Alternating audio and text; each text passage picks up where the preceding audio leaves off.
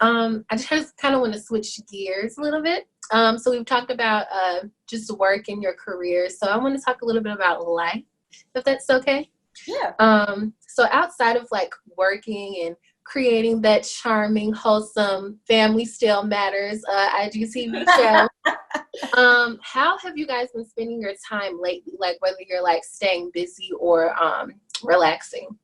That's a good question. So we're all quarantined, even though the state is opening up, even though the country is slowly but surely opening up. We're trying to remain, self-quarantining. Our family, even our friends, we encourage them to self-quarantine also. But we're really big creatives. Our entire family is really, really creative. We know how to do different things, and we just ultimately love to have a good time with each other. So we did start this little project called Family Still Matters. And of course, it's kind of it's inspired by the popular 90s, sitcom Family Matters, but we decided because we're such a tight-knit and close-knit family, we have a show called Family Still Matters. We created a theme song, an intro video, and basically what that is it's just our family just being real and showing people how to have a good time even through the quarantine, because there's so many people that talk about, I'm going to stay in the house and be depressed. I'm going to, I don't even like my family. I don't even know my family. If we can be a level of inspiration to you on the radio, we can take advantage of all the, levels and avenues of technology to be inspired, to inspire you and your family. I refuse to be a slave in my own house. I refuse to be a person that doesn't like her family. I just refuse. And if anything, I want to turn this, in a way, a negative situation of the whole COVID-19 and coronavirus. I want to change the situation to become something positive. So on this Family Still Matters page, we have done family drawing challenges. We have done we went to a 90s concert, which was crazy, in the living room. We had lights and everything. We had cookout music. We were doing the cha-cha slide, electric slide. We've had lip sync competitions. We've hosted my brother's high school graduation, and Meah was in her cap and gown. I was in my cap and gown. My parents in their cap and gown were giving him his awards. So we've done different things to figure out how we could be creative to enjoy ourselves and to make the most of the situation. And I want to allow you to have the time to chime in. No, I agree 1,000%. I feel like there's honestly no reason for people to not know your family or not engage with your family. So the fact that we're able to one, do this for just our own enjoyment. Like, we were already going to do this already until we were just kind of actually, and shout out to Erin again, Erin Knight. She was saying y'all should really put this out and show people what it's like to have fun in quarantine. So Meesa took that into consideration and brought it to our family. So that's definitely been a lot of fun, being able to have fun with our family, keep ourselves busy, and even sane during quarantine.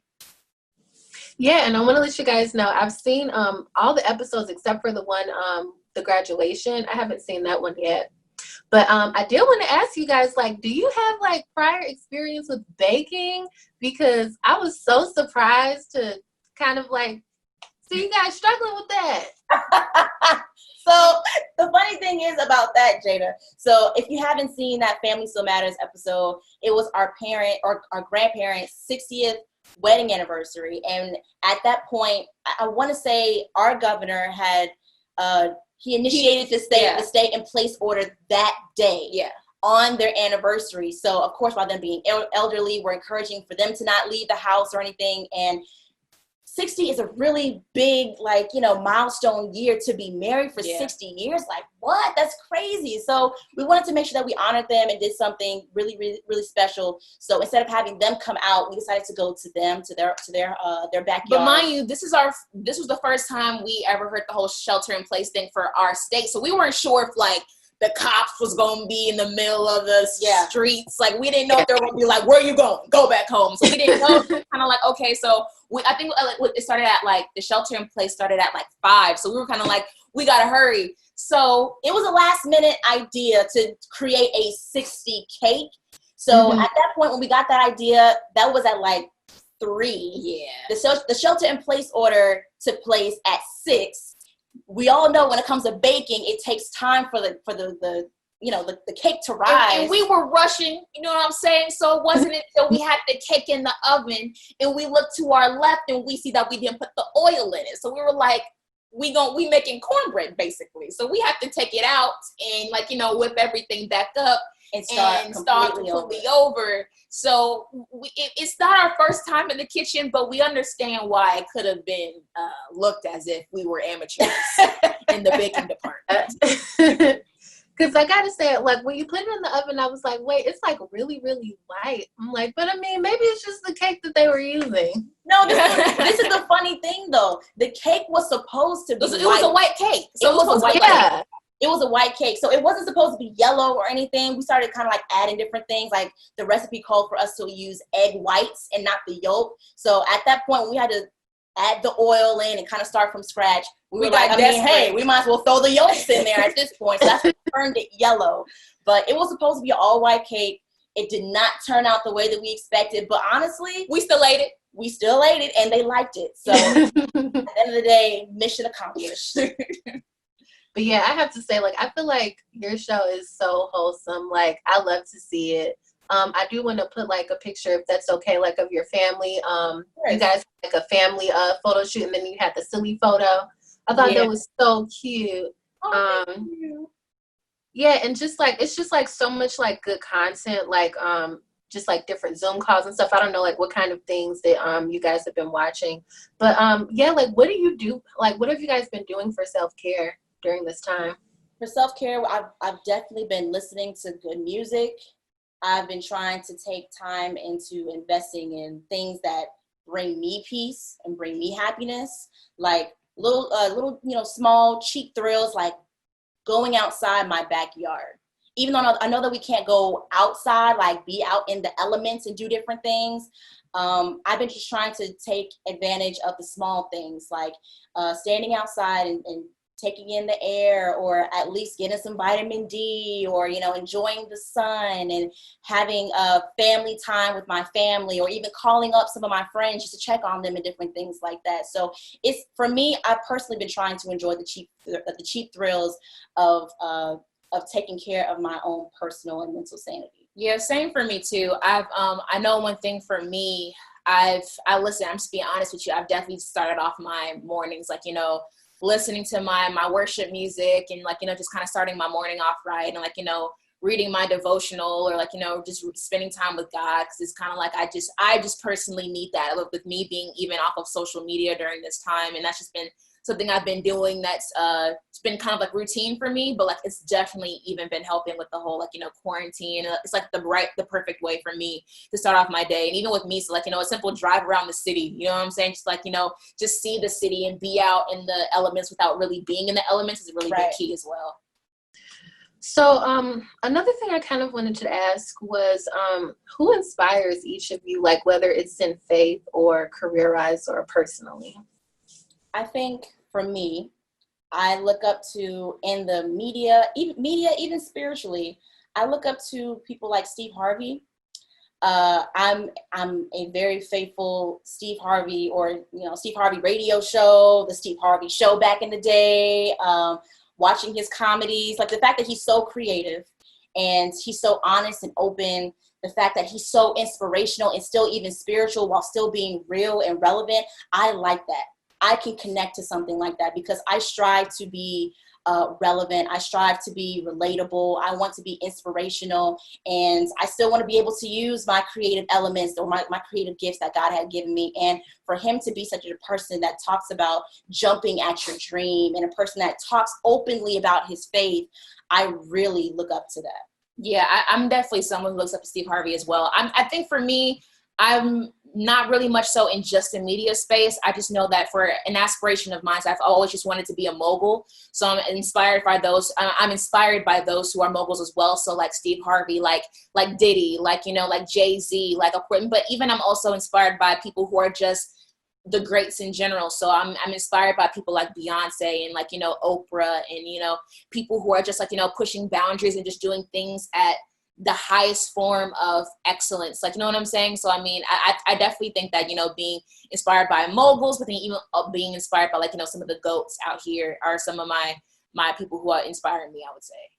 So Meah, you and I have something in common. We are young millennial singles, as long as Hey, girl, we got me change. here. So I wanted to start with you. So like, what is that like for you? Like living in Atlanta and, you know, being a millennial single and stuff. I know that's pretty broad, but. Girl, man, listen, I would say it wasn't always, I didn't always accept it.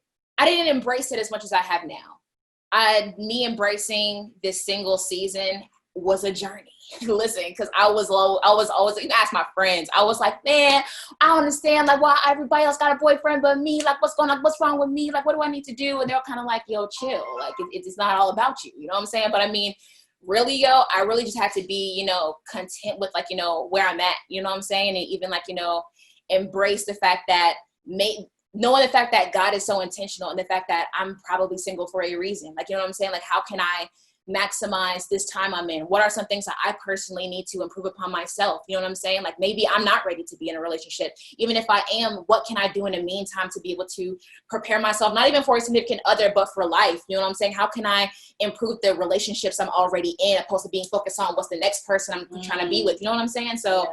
I definitely will say I wasn't always crazy about it, but I will say probably for the first time in a minute, I've genuinely been able to embrace this time I'm in right now. Absolutely. Like, I can definitely like agree with you on that. Like, I had a moment this week, actually, I was journaling and I was just like, wow, God, like, I'm just so thankful for this season and of singleness and just like finding the joy in it. Because like so much, especially like compared to like where I used to be, like struggling around like this time last year with just like stupid stuff. I've just like had that moment too, like of like being thankful for the season. And now for Meesa, the married one. So being like a married millennial, what has that been like? And then like, how did you know, like that, like it was time, or that, like this is a season that you wanted to step into? Girl, I didn't. I will say this. Shout out to Chemo. He's my husband, and he is also our engineer on the show. He's also our most perspective on the show. You're going to see a lot of Chemo if you listen to M&M Live Radio or even watch us on social media. We are high school sweethearts. We met my junior year of high school, and we have been together consistently nonstop from, that moment on. We've been to, both proms together. He ended up going to college, and we've literally walked through, I think, a lot of different steps and major milestones in life together. But I'm grateful the fact that I met him as young as I did, because my parents were also there to teach me different things. And that was one thing that my dad did say, when I came to him and I told him, there's this guy at school, his name is Chemo. He was like, what type of name is that? Meanwhile, his name ain't John or anything like that. But I brought it to him and told him that I wanted to start dating to the point in which they knew who my significant other was, my boyfriend was. And he told me at that point, and was like, okay, well, if you want to start dating, I think that's fine. Because I was at the tender age of 16, 17 years old. He said, I need for you to be able and be open to allowing me and your mother to teach you how to date and how to get to know each other and, different things of that nature. So, I was like, I mean, that's cool. I'm still gonna date him and go like different places and whatnot. I don't even, what I'm saying? I don't care. Rebellious. Right. But I mean, but I still took what he said and the things that my dad and my mom had instilled into me. I took those things and those different tools and applied them to my, relationships. And there's moments in which we did bump our heads and we did like fall short and different things like that and made our own mistakes. But, the fact that I had the community around me, I had a very strong support system that really helped me get to a point in which I was able to mature, not only as a girlfriend, but as a young woman myself. And I don't know. I feel like because Chemo and I were people that were after God's own heart, we consulted him on different things, and a lot of things we allowed God to be at the center of our relationship. when he proposed to me, it felt right. It wasn't like there was a moment in which I was like, I mean, do you think so? Are you sure? Are you sure? We always had open communication. We always had open conversations about like, what if we were married? Or do you think now is a good time? Or when do you want to get married? So we had great conversation. I had a great support system around me. I do like the fact that Kimo and I grew up together in a way, and we dated really young. But all of those things played a major role. And honestly, Jada, I hope everybody gets married, man. I hope everybody gets married. I love being married. He's like my best friend. And yeah, I don't even know what else to really say. I love marriage. I'm glad that that's something in an institution that God put together, because it really is the best when you keep communication there, when you keep trust there, when you allow God to be in the midst of it. It's fun. Marriage is fun. Absolutely, man. And I want to say too, like, I think that's such a good point. Like your dad, like said, like, this is how you date. Like, that's amazing. Like, so many people, like, from their parents or really from anybody at all, like, do not have that. And just like that community, I think, like, really helps to build strong relationships and therefore strong families. Yeah. So like, and then like just growing up together, like I had, that was a question from like, how did you guys meet? But I had watched one of the episodes, and that answered that question for me. So coming up to the end of this, so one thing that I wanted to ask, just kind of going back to the Family Still Matters show, the drawing contest, which like everybody did amazing. Like all of you guys can draw. Really you think everybody did amazing? Yes, I do. And I used to be like, you know, artsy and stuff like that. And I think, I don't even know if I could have done that good, because I be struggling sometimes, even though I really like art, but I don't do it as much anymore. I really feel like, cause I know, your younger brother, like he had the best one. Oh my God. I really feel like when you're younger, like you can do stuff better, like somehow. I don't know, Jada. I don't know. Cause I've seen some people my brother's age and their drawings suck. So I said all that to say, you know, shout out to my brother. We call him Simi. His name is Asim. But Simi, he had the detailed, was amazing, thought out, clean drawing that I've seen, and he definitely took, you know, the cake when it came to judging of who had the best drawing. My family is very competitive. We're very, very competitive.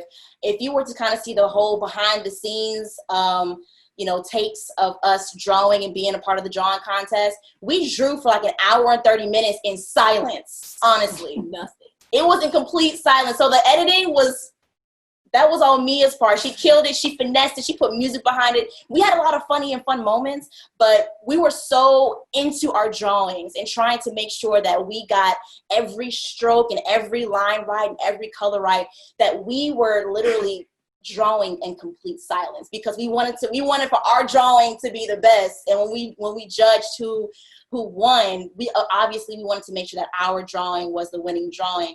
But my brother, he is so talented. Beyond. He has this drawing or this, you know, self-portrait of himself that literally looks like if he holds it up in front of his face, it looks like he's looking in the mirror. He's very, very talented.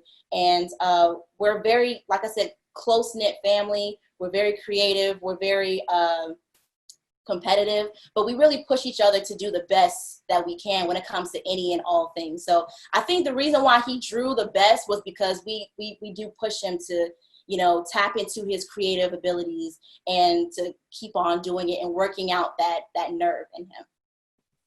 Yeah, and then I wanted to ask too, like, do you guys normally do activities like that? Because like, to me, like, I don't know if I could ever get like my family to like all sit down and like do something like drawing or like just something like that, like that's so like focused.